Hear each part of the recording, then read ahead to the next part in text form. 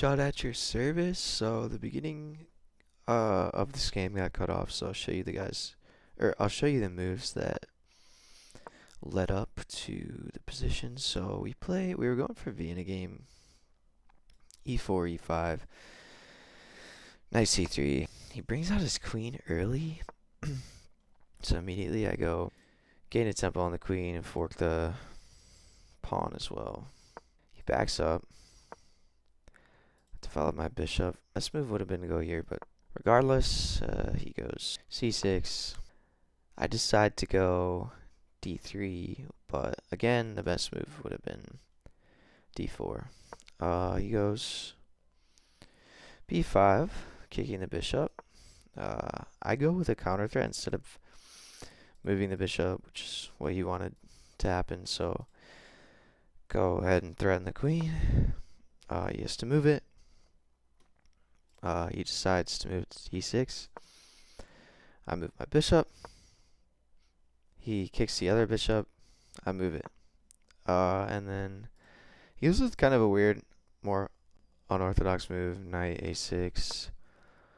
Kind of just protecting this square, it seems.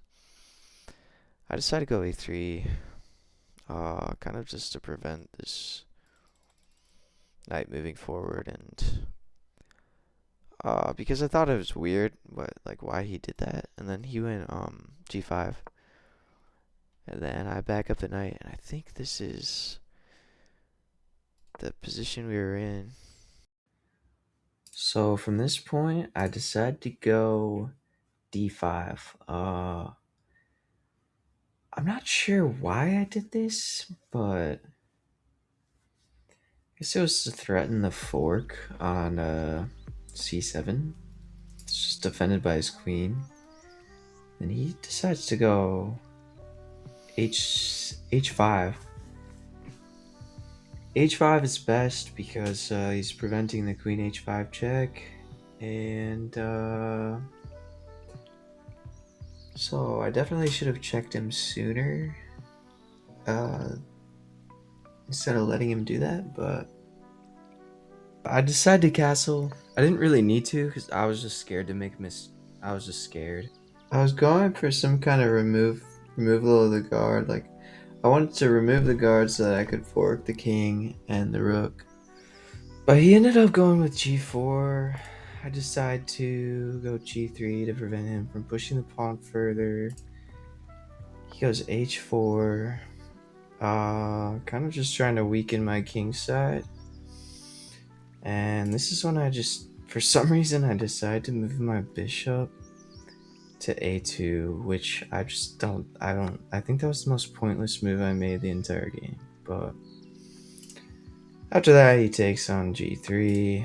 I take back with the f2 pawn, because if I were to take with the h2 pawn, it would be really bad. He'd just take back with the rook, and it would be a nightmare.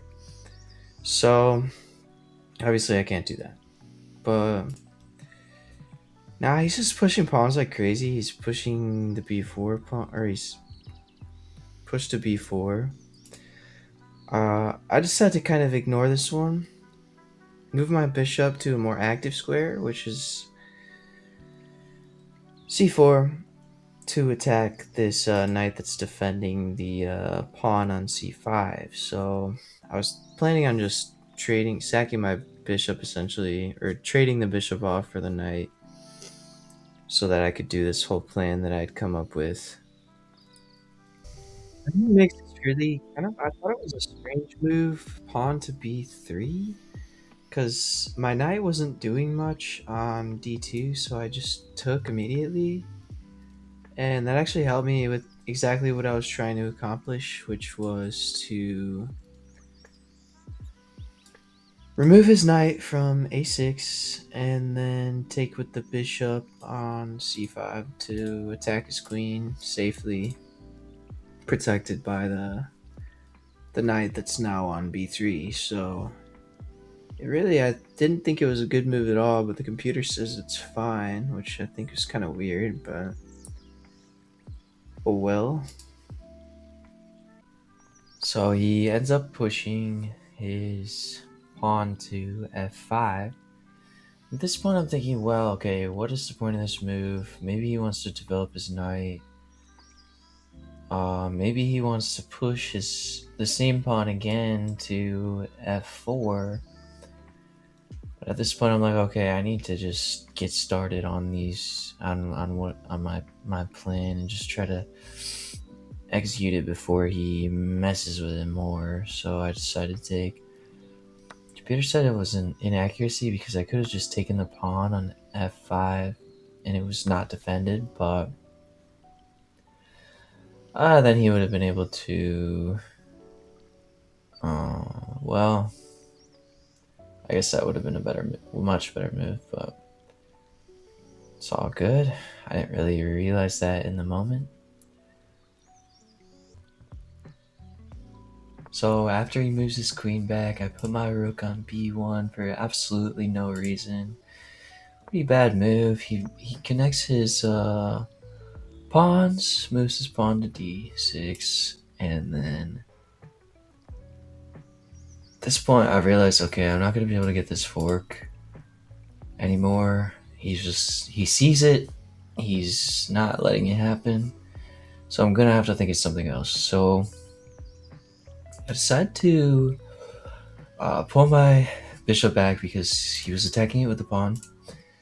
He makes this really weird rook move. Rook to h3. I don't know what the purpose or what the thought process was behind that. Finally, I take on f5, the undefended pawn. And then he decides to counterattack with his knight. I just trade the knights off the board. And take this hanging pawn with the queen, which is best. He moves his rook back to h8. So he lost 2 turns doing that, just like moving to h3 and then back to h8 for seemingly no reason. I move my queen up to g7. He slides his rook over to attack my rook. So what do? I defend it with my own rook.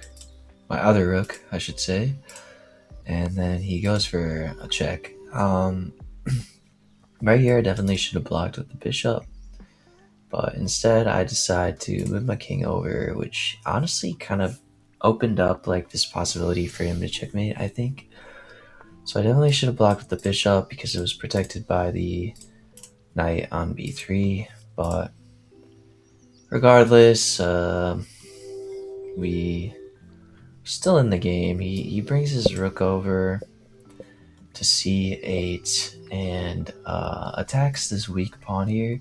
At this point, I'm not really worried about that. I'm more focused on what's going on his king side. So I go ahead and move my rook.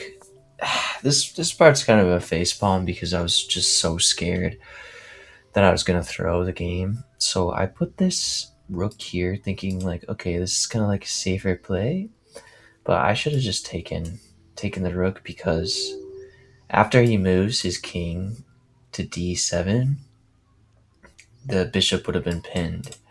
So it wouldn't have been able to move. He wouldn't have been able to take back. Would have been a mess for him. But instead I was more just scared and trying not to like lose one of my rooks. And I didn't think that, or I thought that I was going to lose it. Anyways, I go ahead and check after he makes this weird c7 rook move. I just thought I was confused why he was doing that. And then he moves his king. I move my rook back to f7.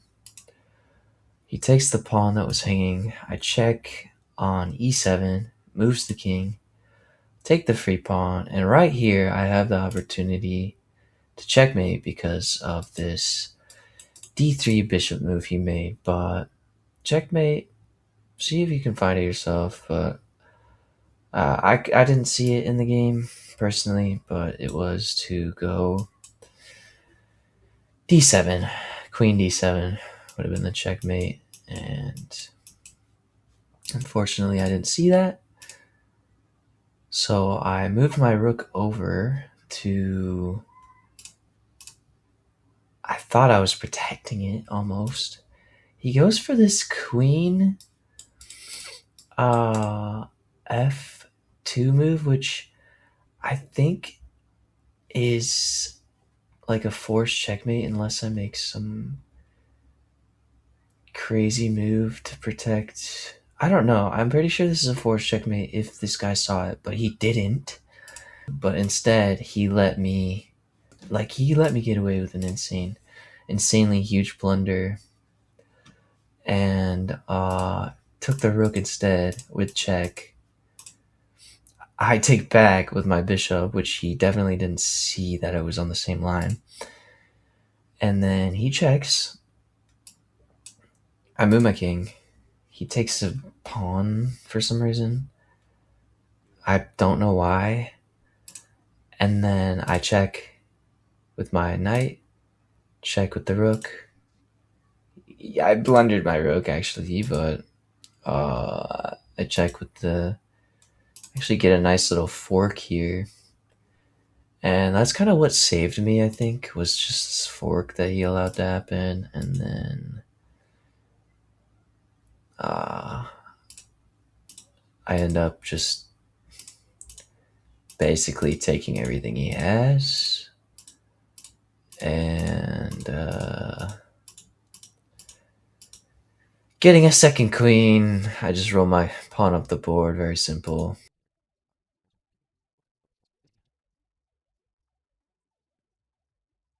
Get the second queen, he takes it, I take his bishop.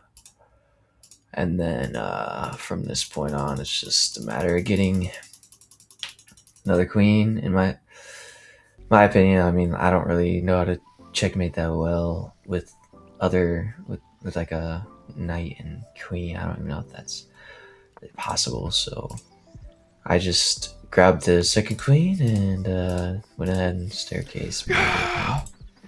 Fuck you! And that was the game.